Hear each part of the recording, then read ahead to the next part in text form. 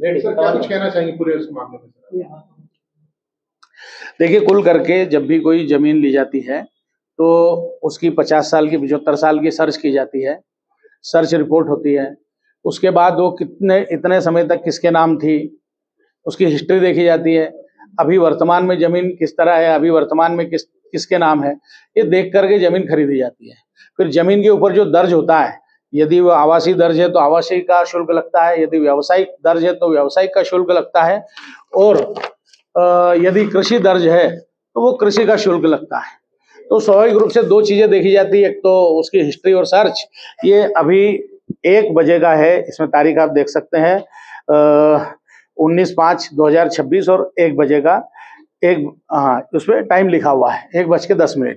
ये इसमें आप देख सकेंगे वही खसरा नंबर जो मीडिया में आज छपे हैं, वही खसरा नंबर 500 इसमें 1 मिनट, वही खसरा नंबर जो है वो इसमें दिए गए हैं 3664/1।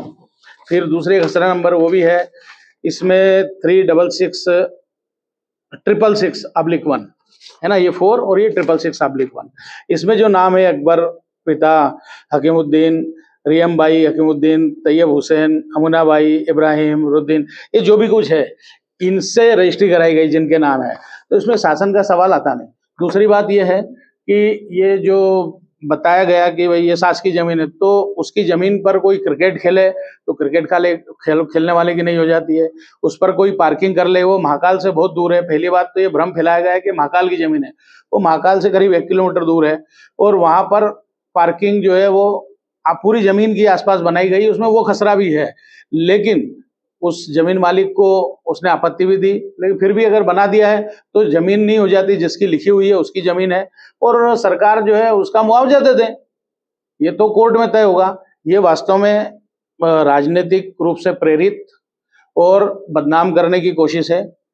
कुछ जो उज्जैन की राजनीतिक शख्सियत है, बड़े लोग हैं, वो इस तरह के मुद्दे उठा करके अपने राजनीतिक विरोधियों को परेशान करना चाहते हैं, उनको बदनाम करना चाहते हैं, उनको उलझाना चाहते हैं। तो ये एक राजनीतिक शरारत है, इसमें तथ्यात्मकता कुछ नहीं है, प्रमाण कुछ नहीं है, और जो भी कुछ होगा वो कोर्ट तय करेगी। और मुझे पता है, क्योंकि हमने 75 साल की हिस्ट्री देखी है, उसमें वो निश्चित रूप से उसी व्यक्ति के नाम दर्ज है जिससे हमने रजिस्ट्री कराई है। दूसरा, हमने कोई जमीन लेकर अपराध नहीं करते, क्योंकि हमने तो पैसा दिया है, सर्च करा करके रजिस्ट्री कराई है। तो जो भी विषय है जमीन मालिक और उसका तो कोर्ट तय करेगी। सर, इसमें शिकायतकर्ता ये आरोप लगा रहा है कि कमर्शियल जमीन को जो है कृषि भूमि बता के उसकी रजिस्ट्री कराई। ये बहुत अच्छा है। ये जो है ये अभी का खसरा है, और इसमें ये जमीन दर्ज है कृषि के रूप में, ये देखा जा सकता है। तो जब अगर दस्तावेजों में कृषि दर्ज है तो व्यवसायिक का शुल्क कैसे लिया जा सकता है? ये तो गलत ही होगा। तो उसके कहने से कुछ हो नहीं जाता। और जैसा कि मैंने प्रारंभ में कहा कि ये बिल्कुल बकवास टाइप का आरोप है, और इसमें मैं बिल्कुल ये आरोप लगाता हूं कि प्रमुख राजनीतिक शख्सियत ने, और मैं तो कहता हूं कि प्रदेश में सरकार के जो जनसंपर्क देखने वाले लोग हैं उनकी भी इसमें भूमिका है कि इस तरह के समाचार प्लांट किए उन्होंने, ताकि अपनी ही पार्टी के विधायक को परेशान किया जा सके। इससे पार्टी भी बदनाम होती है, केवल विधायक बदनाम नहीं होता। तो वो जो भी कर रहे हैं शासन में बैठे लोग, वो आत्मघात कर रहे हैं, क्योंकि इसमें केवल मेरी बदनामी नहीं होती, इसमें वास्तव में पार्टी की भी होती है, और उनको ये विचार करना चाहिए। और अपने लोगों को इस तरह परेशान करके बहुत लंबी राजनीति नहीं की जा सकती। देखिए, ये तो जन जन को व्याप्त है। दूसरा, इस तरह की अगर हम करने आएंगे तो ऐसी सैकड़ों रजिस्ट्रियां हैं जिसमें बहुत सारी अनियमितताएं हैं। इससे थोड़ी दूर 250 मीटर दूर पे एक विधवा महिला के एक राजनीतिक परिवार ने 16 लाख रुपए बीघा में डरा डरा करके कोर्ट में केस चला करके रजिस्ट्री कराई है। 28 बीघा जमीन पे कोर्ट, वो जिस दिन आएगा, भाई कहां से आप पैसा लिया है, कैसे आपने इस जमीन से 250 मीटर दूरी पे 16 लाख रुपए बीघा में कैसे जमीन खरीद ली एक विधवा महिला को डरा करके, और किस परिवार की आप जानकारी निकालो।